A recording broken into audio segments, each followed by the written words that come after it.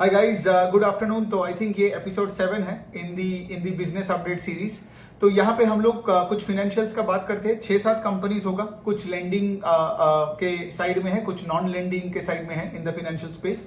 तो पहले चलिए लेंडिंग के बारे में बात करते हैं, लेंडिंग कंपनीज की।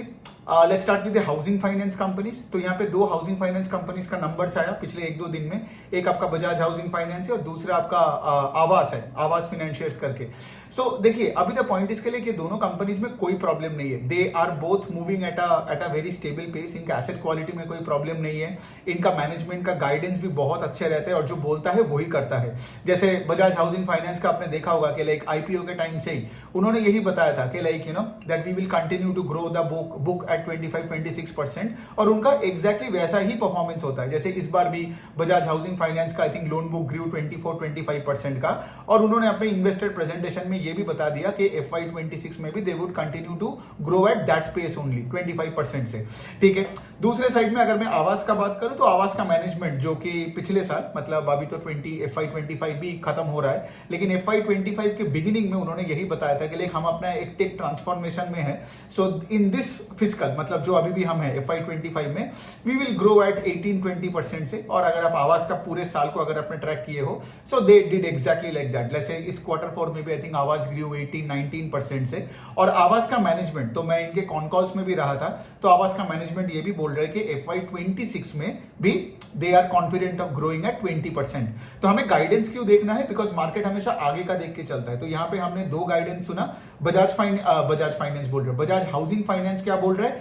FY26 में वी विल ग्रो एट 25%। और यहाँ पे आवास क्या बोल रहे हैं? FY26 ओवर 25 में we will grow at around 20%।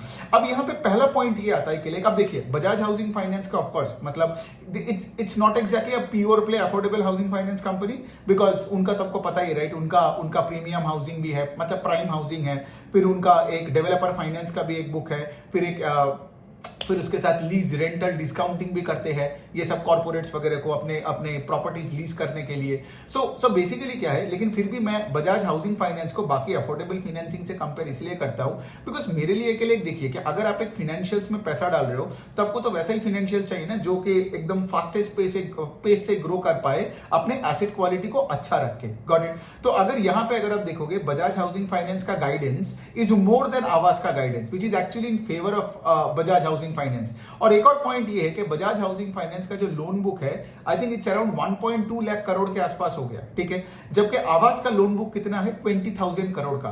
तो बजाज हाउसिंग फाइनेंस इज 5 से 6 गुना times than that of Aavas, and yet Bajaj housing finance is guiding to grow at a higher pace than Aavas, right? तो इसीलिए मुझे आवास उतना अच्छा नहीं लगता है। मतलब एक बात बोल सकते हो आवास के बारे में कि देखिए, आवास का मैनेजमेंट पिछले साल, जैसे मैंने बताया, वो टेक ट्रांसफॉर्मेशन में जा रहा था, तो उन्होंने क्या बताया था कि भाई हमारा डिसबर्सल का पेस उतना नहीं होगा, जो कि नहीं भी हुआ। पूरे साल में आप देखोगे उनका आई थिंक द डिसबर्सल मतलब नया लोन्स जो आप देते हो, राइट, द डिसबर्सल का ग्रोथ रेट वाज ओनली 10 और 11% के आसपास। ठीक है। बिकॉज जब टेक ट्रांसफॉर्मेशन होता है तो बहुत सारे मतलब चीजों को, मतलब लेगासी सिस्टम से नया सिस्टम में लाना पड़ता है, and it takes a lot of time and energy. तो उस टाइम पे डिसबर्सल का रेट थोड़ा कम भी होता है, तो चलता है। लेकिन अभी तो पूरा चीज हो गया, तो तुम्हारा गाइडेंस अगर तुम थोड़ा सा बढ़ाते तो मुझे थोड़ा बेटर लगता, राइट? क्यों मैं बता रहा हूं? बिकॉज तुम्हारा 20,000 करोड़ का लोन बुक है, राइट? और अगर तुमसे 6 गुना टाइम्स जो हाउसिंग फाइनेंस कंपनी है, if they can guide for a faster, मतलब to grow at a faster pace than you, then that is a bit of a disappointment to me. ठीक है। तो ये एक ऑब्जर्वेशन हो गया। दूसरा साइड में ये भी हमें देखना है कि लाइक आप अगर मैं बजाज हाउसिंग फाइनेंस का भी बात करूं, राइट, स्टॉक बहुत गिर गया आईपीओ के टाइम से, ये वो and all that shit, but having said that आज भी स्टॉक 5 और 6 टाइम्स बुक में है।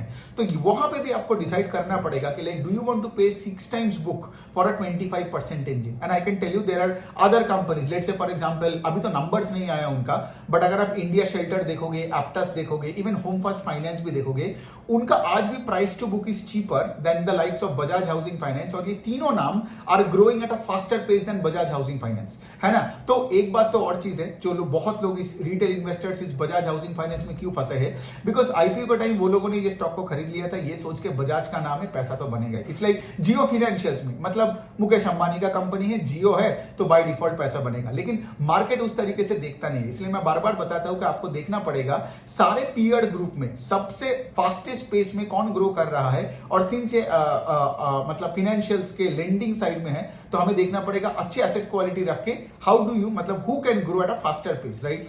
तो यहां पे वही है, मतलब there is no complain against Bajaj housing finance या Aavas, but then having said that वही एक का मुझे वैल्यूएशन का थोड़ा बहुत दिक्कत लगता है कि वही मैं इतना क्यों दूं फॉर अ 25% इंजन गाइडेंस के अनुसार, राइट। और आवास का वही है कि like if you are 1/5 of Bajaj finance, right, you must at least grow at a मतलब एटलीस्ट उस रेट से तो ग्रो कर लो, इफ नॉट हायर, राइट। वरना क्या है, share holders do not get rewarded, right. So ये हो गया ये दोनों कंपनी का। अगर मैं ये सब चीजें, क्योंकि देखिए ये सब इनसाइट्स होते हैं, है ना, इसलिए मैं वीडियोस बना के आपको देना पड़ता है, वरना मैं कितना पोस्ट करूं। तो बेसिकली क्या, इसको छोड़ के बाकी सबका ठीक ही है, मतलब बजाज हाउसिंग फाइनेंस का भी आरओई नॉर्थवर्ड के तरफ ही जाएगा। ऑफ कोर्स जिसका आईपीओ आता है उसका आरओई गिर जाता है बिकॉज इक्विटी बेस डाइल्यूट होता है, लेकिन धीरे धीरे करके मैं ये भी देखता हूं कि लाइक बजाज हाउसिंग फाइनेंस का भी आरओई इज मूविंग नॉर्थवर्ड्स, और दूसरे साइड में आवास का भी आई थिंक अभी आरओई 14% के ऊपर है, पिछले 2 साल इट वाज अराउंड 12.5% के आसपास। तो वही वाला पॉइंट है कि अगर तुम्हारे मार्जिन्स पे उतना प्रेशर, बिकॉज मार्जिन्स पे प्रेशर क्यों आया था, इतने दिन हम लोग एक हाई इंटरेस्ट रेट एनवायरनमेंट में था, है ना। तो हाई इंटरेस्ट रेट एनवायरनमेंट मतलब क्या, एक तरफ तुम्हारा cost of borrowing keeps going up, और दूसरे साइड में क्या है, इतना कंपटीशन है specially in tyre 1 tyre 2 cities भी, या तुम्हारे शहरों में in the housing finance space, तो वहां पे तुम अपनी यील्ड बढ़ा नहीं सकते हो। तो यहाँ पे क्या है, जैसे फॉर एग्जांपल मैं आवास का ही बात करूं, राइट, आवास का लोन बुक तो ग्रो किया around 18-19% in FY25 over 24, but also having said that तुम ये देखोगे कि उनका जो नेट इंटरेस्ट इनकम का जो ग्रोथ है, आई थिंक दैट ग्रू 14-15% से। इसका क्या मतलब, तुम्हारा इनकम का ग्रोथ उस रेट से नहीं हो रहा है जिस रेट से तुम्हारा लोन बुक का ग्रोथ हो रहा है ना। But then of course financials में क्या होता है ना, जब तुम्हारा एसेट क्वालिटी बेटर होता है, फिर तुम्हारा प्रोविजंस तुम कम करते हो, एंड देन तुम्हारा पैट का एक एक्सपेंशन देखने को मिलता है, जो कि आवास का हुआ है। लेकिन हैविंग सेड दैट आगे जाके हमें ये भी ट्रैक करना पड़ेगा कि लेकिन बिकॉज देखिए अगर आप से फॉर एग्जांपल एक कम रेट से ग्रो कर रहे हो और आपका मार्जिन का भी प्रेशर है, देन शेयर होल्डर्स को पैसा बनाना डिफिकल्ट होता है। लेकिन हैविंग सेड दैट दोनों के दोनों बहुत ही अच्छी कंपनी है। अब चलिए जल्दी से करते हैं बाकी दो कंपनीज। चलिए कैन फिन होम्स का बात करते हैं, जो कि एक और हाउसिंग फाइनेंस कंपनी, लेकिन बहुत ही घटिया कंपनी है, ठीक है। कैन फिन होम्स में आप देखोगे कभी सीईओ आता है, कब जाता है, फिर आप देखोगे कभी इस ब्रांच में लोचा, उस ब्रांच में फ्रॉड, ठीक है। और उसके साथ साथ मैंने कैन फिन होम्स में कुछ ढंग का ग्रोथ कभी देखा ही नहीं। इस बार भी कैन फिन का ग्रोथ कितना है लोन बुक का, 8-9% के आसपास, राइट। तो यहाँ पे हम क्या कर रहे हैं, यहाँ पे हम 20-25% के ग्रोथ वाले ग्रोथ इंजिन्स को भी थोड़ा बहुत क्रिटिसाइज कर रहे थे। क्यों? बिकॉज देयर आर 30% के ऊपर ग्रो करने वाले कंपनीज भी है in the housing finance space, right, specially in the affordable category. और यहाँ पे तुम 9% से ग्रो कर रहे हो, तो मतलब यहाँ पे और तुम्हारे बारे में मैं क्या ही बोल सकता हूँ, ठीक है। तो ऐसे कंपनीज क्या होता है ना, कैनफिन टाइप ऑफ कंपनीज में आप देखोगे ये लोग सस्ता दिखता है ये स्टॉक, है ना। तो जितना ज्यादा सस्ता दिखता है, बिकॉज क्या है, बिजनेस में ग्रोथ नहीं है, तो इसलिए उस स्टॉक के पीछे भी डिमांड नहीं है। तो ये हो गया। अब चलिए हम थोड़ा बात करते हैं दो कंपनीज की जो कि in the non lending category में है। अब वो कैपिटल मार्केट्स के साथ लिंक्ड है, आपको तो पता ही है, राइट। जब मार्केट का हालत खराब होता है तो कैपिटल मार्केट्स का हर बिजनेस का पेस ऑफ ग्रोथ या मोमेंटम चली जाती है, ठीक है। अब यहां पे हम पहले बात करते हैं ये 361 वैम की, ठीक है। 361 वैम एक वेल्थ मैनेजमेंट कंपनी है, लेकिन फिर भी उनका 30-35 आई थिंक कुछ 30 से 40% के आसपास होगा उनका बुक, जो कि कैपिटल मार्केट्स लिंक्ड है, ठीक है। उनका जो ब्रोकरेज इनकम आता है, बाकी उनका वेल्थ मैनेजमेंट का डिवीजन है। अब ध्यान से सुनिए क्या हुआ था पिछले 2 साल में। आप कोई भी वेल्थ मैनेजमेंट कंपनी को उठा के देख लोगे ना, तो उनका जो ब्रोकरेज वाला सेगमेंट है that grew at a much faster pace than the wealth management division का ग्रोथ। वेल्थ मैनेजमेंट में क्या है, क्लाइंट्स के साथ तुम्हारा एक एडवाइजरी का रिलेशनशिप है, तुम HNI क्लाइंट्स के साथ तुम उनका तुम फाइनेंशियल प्लानर हो, तुम उनके साथ काम करते हो, उनका पोर्टफोलियो बिल्ड करते हो, उनको बोलते हो कौन सा म्यूचुअल फंड लेना है, कौन सा डेट फंड लेना है, and all that. So that income is way more stable, ठीक है, देन से for example the brokerage income. तो यहां पे 361 वैम I can tell you this company used to grow 40-45% से। लेकिन अभी क्या हुआ, अगर मैं सिर्फ Q4 ओवर Q4 का बोलूं, the pace of growth has come down to 6%, 6 या 7% के आसपास। क्यों? बिकॉज जो ब्रोकरेज वाला डिवीजन है, राइट, विच इज 30% या 40% of sales, whatever it is, एक बार कंफर्म कर लेना आप, दैट डिवीजन फेल ऑलमोस्ट 35% से। समझ में आ रहा है? तो brokerage income Q4 of last fiscal में अगर वो 100 रुपए बनाया था, इस Q4 में the brokerage income is 65 rupees. तो 100 से 65 मतलब 30-35% का यहाँ पे डिग्रोथ हो गया है। As a result of which क्या हुआ है, in spite of the wealth management division doing great, I think the wealth management division of 361 man grew by 40%। ये जो बोलते हैं ना ARR, जो क्या बोलते हैं, एनुअल रिकरिंग रेवेन्यूज जो होते हैं, ठीक है, जो कि स्टेबल पेमेंट्स है, it's like a fee structure की तरह। So the ARR grew by almost 40% के आसपास। लेकिन तुम्हारा एक सेगमेंट 40% से बढ़ा, बट बिकॉज मार्केट का इतना डाउन टर्न हुआ in the last 3 to 6 months, आपको तो पता ही होगा अक्टूबर के बाद से निफ्टी सेंसेक्स सब गिरने लगा था, right. So in the last few months तुम्हारा ब्रोकरेज इनकम का डीग्रोथ हो गया बाय 30%। तो एक 40% से बढ़ा, दूसरा 30% से घटा। सो ओवरऑल तुम्हारा क्या हुआ है, ऑफ कोर्स जैसे मैंने बोला, the wealth management division and the asset management division is I think around 65 to 70% इश ऑफ सेल्स ऑफ 361 मैम। तो इसीलिए क्या हुआ, overall pace of sales growth came down to कितना, 6 से 8% का, ठीक है। सो इसका क्या मतलब, इसका मतलब यही है कि बहुत लोग मुझे पहले भी बोलते थे कि लेकिन the wealth management division, wealth management companies will suffer less than let's से the pure play brokerage companies like angel one, 5 पैसा capital and all that, which is true. लेकिन यहां पे भी आपको देखना पड़ेगा कि मार्केट, ऑफ कोर्स वहां पे तो तुम्हारा रेवेन्यू डिग्रोथ हो रहा है। अगर तुम 5 पैसा कैपिटल का सेल्स देखोगे इस बार कंपेयर टू लास्ट ईयर का Q4, एंजल का भी सेल्स डिग्रोथ हो गया, सेबी ने इतने एफएनओ में रेगुलेशंस वगैरह चेंज कर दिया है ना, वहां तो सेल्स डिग्रो हो रहा है, वहां तो खराब ही हालत है। लेकिन वेल्थ मैनेजमेंट कंपनीज में भी सबके पास एक ब्रोकरेज इनकम का भी डिवीजन होता है ना। तो इसी वजह से तो अगर वो तो एकदम एक प्योर प्ले तुम्हारे ब्रोकरेज कंपनी की तरह ट्रीट करेगा। सो इरेस्पेक्टिव ऑफ द फैक्ट कि तुम्हारे एक वेल्थ मैनेजमेंट डिवीजन है, बट सिंस उसके साथ तुम्हारे ब्रोकरेज डिवीजन, बिकॉज यही ब्रोकरेज डिवीजन की वजह से ही तो तुम्हारा पेस ऑफ ग्रोथ इतना हाई दिख रहा था। कोई भी वेल्थ मैनेजमेंट कंपनी का अगर अपने 2023 एंड 2024 में जो ये वेल्थ मैनेजमेंट कंपनीज का जो इतना जो पैसा बना, राइट, स्टॉक्स इतना 2 गुना 4 गुना 5 गुना जो हो गया, उसका रीजन यही था कि उसमें जो ब्रोकरेज का डिवीजन था that did extremely well, the capital markets linked वाला जो तुम्हारा डिवीजन है, राइट। लेकिन अब क्या हुआ, that same division across wealth management companies did not contribute to any growth. So as a result of which सबका पेस ऑफ सेल्स ग्रोथ घट गया। सो इसका क्या मतलब, if you are a brokerage company, let me again like just to summarize, if you're a brokerage company तुम्हारा sales तो गिर गया, and if you're a wealth management company you're still growing but तुम्हारे गाड़ी का स्पीड घट गया। समझ में आ रहा है, which is also like both situation is not that great। तो अगर मैं एक इन्वेस्टेड हूं, of course मैं तो ट्रैक करता रहता हूं बिजनेसेस पे, आज मैं पैसा नहीं डालने वाला हूं कोई कैपिटल मार्केट्स के बिजनेस पे अनलेस एंड अंटिल मैं देख रहा हूं कि माहौल बदले, ठीक है। बिकॉज वही ना, अक्टूबर से लेके आप देखोगे in the second half of the FY25 market went nowhere, right, and mid and small caps का इतना स्टॉक गिर गया and everything, end of course right, जितना मार्केट नीचे जाता है गिर के पड़े रहता है, लोग उतना ट्रेडिंग कम करते हैं, उतना कम IPOs आते हैं। सो कैपिटल मार्केट्स में तो वही है ना, इंस्टीट्यूशनल इक्विटीज में ग्रोथ चली जाती है, आपका इन्वेस्टमेंट बैंकिंग जो कि पूरा कैपिटल मार्केट्स लिंक्ड है, वहां भी कोई ग्रोथ नहीं मिलता है। फिर ऑफ कोर्स आपका ये ट्रेडिंग, ब्रोकरेज, बिकॉज ये सब चीजें भी एक वेल्थ मैनेजमेंट कंपनी करता है, करेक्ट। सो वेल्थ मैनेजमेंट कंपनी का यहां से पूरा ग्रोथ ही निकल गया। सो ये आप देखोगे आनंद राठी का भी सेम स्टोरी। आनंद राठी का फिर भी call was better because I think they did around 20% के आसपास। 361 मैम तो बहुत ही खराब किया, आई थिंक दे ग्रू जैसे मैंने बताया 6 to 8% के आसपास। आनंद राठी का भी FY26 over 25 में, ये मैंने आई थिंक पिछले वीडियो में बता भी दिया था, चलो फिर से बात करते हैं। वहां पे उन्होंने गाइडेंस कितना दिया, टू ग्रो सेल्स बाय 18-20% से, जबकि आनंद राठी भी पहले एक 35-40% का इंजन था। तो समझ में आ रहा है, कोई भी वेल्थ मैनेजमेंट कंपनी का गाड़ी का speed is coming down, which becomes difficult. मतलब अब अगर आप इन टाइम में पैसा डालोगे तो it becomes difficult for you to build wealth unless and until वो नीचे का माहौल बदले। मतलब इसीलिए तो कॉन्कॉल्स पढ़ना पड़ता है हमें ना, तभी आपको समझ में आएगा कि जब माहौल बदलेगा उस तरीके से आपको पैसा डाल के एलोकेशन बढ़ानी है। Got it. सो ये हो गया आपका 361 मैम और आनंद राठी भी, तो मैंने चलो फिर से रिवीजन हो गया।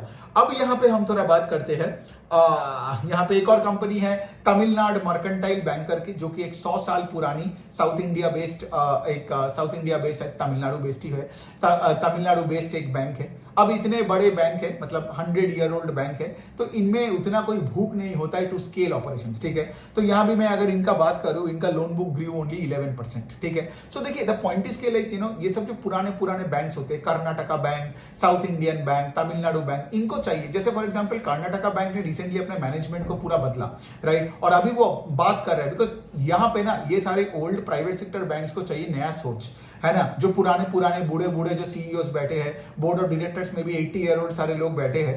द पॉइंट इज के लिए वो लोग सिर्फ वो टिका हुआ है। एंड मार्केट में क्या होता है ना कि अगर आप टिके हुए हो तो आपका शायद स्टॉक ना गिरे, मतलब अगर आपका एसेट क्वालिटी अच्छा है, राइट, तो आपका स्टॉक नहीं गिरेगा। Like for example HDFC bank, ठीक है, एसेट क्वालिटी इतना अच्छा है कि कोई भी पैसा डाले तो पैसा डूबता नहीं है। लेकिन पैसा तभी बनेगा ना when you grow at a faster pace, when you grow better than your peer group, right. तो ये Tamil Nadu mercantile bank 11%, Canfin homes 9%, ठीक है। मतलब जैसे येस बैंक का भी अभी ऑफ कोर्स येस बैंक कभी वैसा सिचुएशन में आ गया है ना कि वो कभी बंद नहीं होगा, जो टेंशन था वो कभी नहीं होगा। लेकिन आज भी येस बैंक ग्रो कर रहे हैं 8% से, राइट। और उस येस बैंक का आरओए का नंबर इज स्टिल 0.5-0.6% से। सो although I am seeing improvement but I still don't see the growth. अगर मैं ग्रोथ ना देखूं तो मैं पैसा नहीं डाल पाऊंगा, I can get stuck. Because जितना भी तुम्हारा स्ट्रक्चरल स्टेबिलिटी हो, ठीक है, अगर तुम्हारा ग्रोथ नहीं है तो मतलब वही है ना, तो स्टॉक ऊपर नहीं जाएगा, नीचे ना गिरे, मतलब then you get stuck in any which way. So यही हो गया। तो चलो हमने यहाँ पे कुछ 4-5 कंपनी, एक और कंपनी का कर लेते हैं, एचडीएफसी एएमसी का, ठीक है। तो देखो एचडीएफसी एएमसी का भी सेम स्टोरी है। अब जब मार्केट गिरा, राइट, ध्यान से सुनो, अक्टूबर नवंबर से लेके मार्च तक जब ये 3-4 महीने में जो एसआईपी इनफ्लो हो रहा था, वो इनफ्लो का अमाउंट नहीं बढ़ा। मतलब अगर मैं एक लॉजिक, एक नंबर बताता हूं, ठीक है, कि अगर लोगों ने लेट से दिसंबर में 100 रुपए डाले थे टोटल एसआईपी में इंडस्ट्री में, ठीक है, तो इंडस्ट्री में यहां पे कितने पैसे डाले मार्च में? 97-98 rupees. So there is a 2-3% का डिक्लाइन, राइट। और आपको तो पता ही है कि ये जो एसेट मैनेजमेंट कंपनी है, ये एसेट मैनेजमेंट कंपनी पैसे कैसे बनाते हैं? जितना बड़ा फंड्स मैनेज करेगा उतना परसेंटेज उनको ज्यादा पैसा मिलेगा, राइट। लेकिन अब यहां पे क्या है, अगर वो फंड्स बड़ा नहीं हो रहा है, लॉजिकली सोचो, अगर वो फंड्स ही बड़ा नहीं हो रहा है, राइट, मतलब क्या, यहां पे इनफ्लोज अगर बढ़ नहीं रहा है तो उनका भी यहां पे कमीशन नहीं बढ़ेगा। और यहां पे वही है ना, कमीशन मतलब वही है ना, यहां पे बिजनेस का इनकम है। बिकॉज इनका जो मेन सोर्स ऑफ इनकम क्या है कि तुम जितना बड़ा फंड मैनेज करोगे, राइट, तो जितना बड़ा फंड मतलब जो एएमसी 100 रुपए मैनेज कर रहा है, दैट उस कंपनी के share holders will make more money than an AMC जो 10 रुपए मैनेज कर रहे हैं। और दूसरे साइड में क्या है, दूसरे साइड में ये भी है कि उस 100 रुपए में अभी हमें देखना है कि तुम इक्विटी, एक्टिव इक्विटी फंड कितना मैनेज कर रहे हो, ठीक है। और यहां पे आपको तो पता ही है, राइट, पिछले 3-4-5 महीने में जो ये एसआईपी में फ्लोज नहीं बढ़ रहा है, गॉट इट। ये कुछ महीनों से इवन एचडीएफसी एएमसी के कॉन कॉल में मैं लाइव था, तो उनका मैनेजमेंट ने ये भी बोला कि debt fund and liquid funds में भी पॉजिटिव फ्लोज होने लगा। पिछले 2-2.5 सालों में तो ऐसा डायलॉग मैंने उनका नहीं सुना, बिकॉज जनरली सब वो इक्विटीज में पैसा डालने को मतलब राजी था ना। लेकिन एक और पॉइंट है, आई थिंक आनंद राठी का मैनेजमेंट में भी यही बताया कि स्ट्रक्चर्ड प्रोडक्ट्स में अभी ज्यादा इंटरेस्ट आ रहा है then let's say just equity mutual funds में। समझ में आ रहा है? तो अभी लोग को क्या है, पिछले 3-4-5 महीने में लोगों ने पैसा वैसा गवाया, देख रहे हैं कि बहुत लाल है पोर्टफोलियो, तो वो क्या कर रहे हैं, अभी ये सोच रहे हैं कि ओके लेट्स डाइवर्सिफाई। मतलब वही वाला पॉइंट है ना, जितना बुल रैली में हम रहेंगे उतना म्यूचुअल फंड्स का इनफ्लोज भी ज्यादा होगा। और of course then it helps the entire capital markets, right. ज्यादा से ज्यादा कंपनीज भी आईपीओ लाएंगे, फिर वो ज्यादा वैल्यूएशन में ला पाएंगे। जैसे मैं उस दिन देख रहा था, पिछले 1-2 महीने में, अप्रैल में या मई में हार्डली कोई कंपनीज का आईपीओ, अब अभी तो आपको सुनने में मिल ही नहीं रहा है, राइट, कि कोई कंपनी का आईपीओ आ रहा है। तो अगर कोई कंपनी आईपीओ नहीं आ रहा है तो ये सब इन्वेस्टमेंट बैंकर्स कैसे पैसे बनाएगा? समझ में आ रहा है? तो इसीलिए क्या है, जब मार्केट थोड़ा नीचे जाता है, इसीलिए तो कैपिटल मार्केट्स का स्टॉक तब बुरा करता है, बिकॉज उनका पेस ऑफ सेल्स ग्रोथ घट जाती है। समझ में आ रहा है? तो एचडीएफसी एएमसी का भी वही है। और यहां पे देखो, ऐसा नहीं है कि लॉन्ग टर्म पिक्चर खराब हो गया, लॉन्ग टर्म पिक्चर किसी का खराब नहीं हुआ है। एंजल वन भी वापस आएगा, सब कुछ ठीक होगा, ये 361 मैम भी वापस आएगा। लेकिन all I am saying is कि क्या होता है ना, बीच बीच में अगर आप साइकिल के अनुसार अगर आप खरीदना बेचना नहीं करते हो ना, then you can get stuck in a stock for a long period of time.